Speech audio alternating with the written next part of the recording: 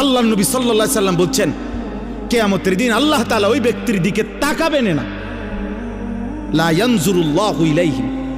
আহা, কি ভয়ঙ্কর কথা! ওয়ালা ইউযাক্কিহিম ওয়ালা ইউকাল্লিমুহুম।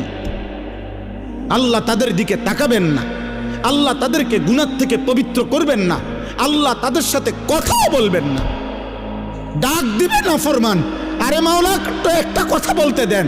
আল্লাহ ফেরেশতাদেরকে বলবে, ওরে সরা সরা এন থেকে বেটা, ওরে আমি দেখবো না, ওরে আমি নিষেধ করি নাই, ওরে কি খুব কঠিন কোনো কথা কইছিলাম? বলছিলাম টাকনুর উপরে কাপড়টা পরতে, এটার মধ্যে আমি বাড়াবাড়ি কঠিন কি?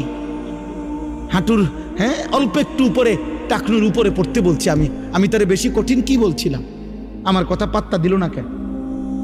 যা, তোর সাথে কথা নাই, তোর সাথে কথা নাই।